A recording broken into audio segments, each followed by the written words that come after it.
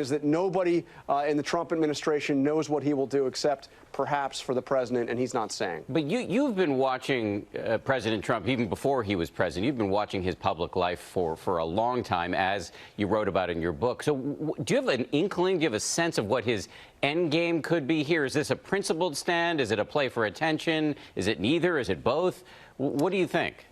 I think that what is going on here, Dan, is the president realized, and he is the negotiator. He takes pride in being the ultimate negotiator. He realized this is the last moment of supreme leverage that he may have as president. This is a bill that absolutely must pass, or we'll see a government shutdown. We'll see, people thrown off the unemployment rolls. So he belatedly realized, hey, here's my chance to put my big mark on it. I don't think there was a lot of strategy on it beyond that. Perhaps some presidential flexing here. John Carl, always great to have you on a Sunday morning. About election fraud, has refused to sign a government spending bill and COVID-19 relief package. If it doesn't go through, a partial government shutdown could begin Tuesday, leaving millions of federal workers without a paycheck. Jennifer Johnson has more. As U.S. President Donald Trump spends his holiday in Florida, an unwelcome present has arrived for millions of out-of-work Americans. Their unemployment benefits have officially run out after the president refused to sign Congress's $900 billion coronavirus aid bill. I try not to dwell on the what if, what will I do next? Because to be honest, I've run out of what I'm going to do next.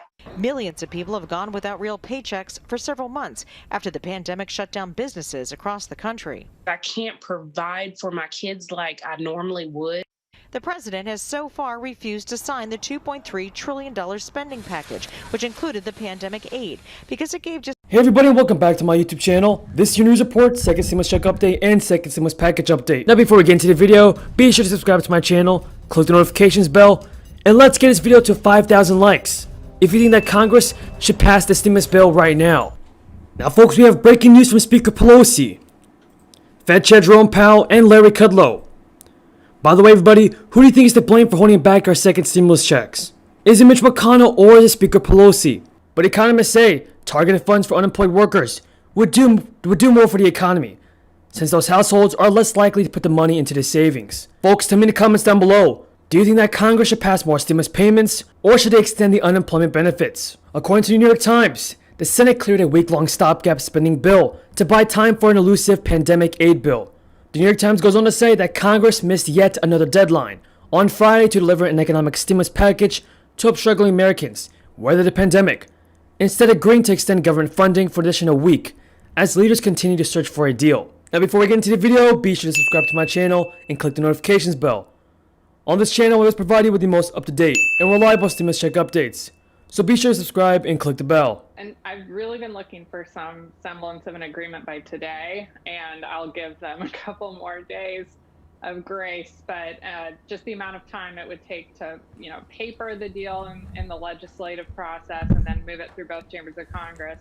If they want it to continue to be attached to this federal spending bill that, as Elon was saying, that expires or will soon expire next Friday, I really would need to see some announcement that they've reached a deal by end of the day Monday at the absolute latest. Jimmy, some of the main sticking points appear to be over jobless benefits. Speaker Pelosi said she didn't like the White House proposal that got rid of the extra $300 bonus, but it does have the direct payments, the stimulus check that Hawley and Sanders are pushing for. So how likely do you think it is that a second stimulus check is coming, and could that be a way to resolve both disputes on both of these? Now folks, tell me in the comments down below, who do you think is to blame for holding back your second stimulus check? But according to CBS News, a $908 billion bipartisan proposal will leave out stimulus payments, focusing instead on providing jobless workers with an additional $300 in weekly unemployment aid. On December 8th, the Treasury Secretary also proposed a $916 billion package that would provide stimulus checks worth $600 per person, although it would cut back on unemployment aid, according to the Wall Street Journal.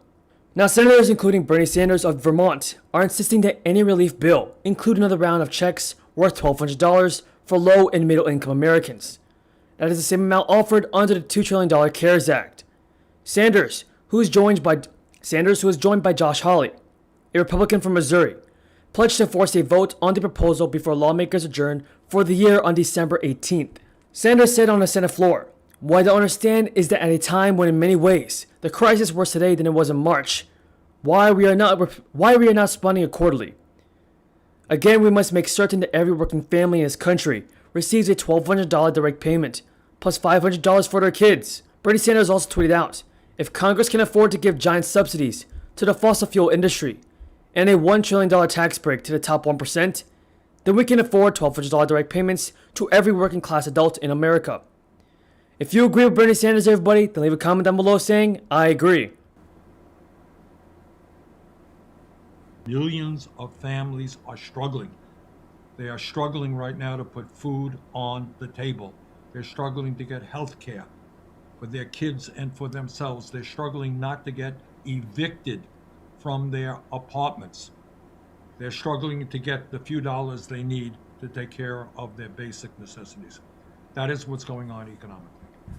And what I am fighting for right now is to make sure that when we talk about a COVID piece of legislation, an emergency bill, it must absolutely include at least $1,200 for every adult. This is what was in the CARES bill a while back, and $500 for every child. Now, CBS News goes on to say that the Treasury Department stimulus plan is backed by the White House and offers good and bad news for cash-strapped Americans. On one hand, it suggests that the administration is willing to discuss a larger stimulus package, but it also muddies the waters for early negotiations on a bipartisan $908 billion stimulus plan.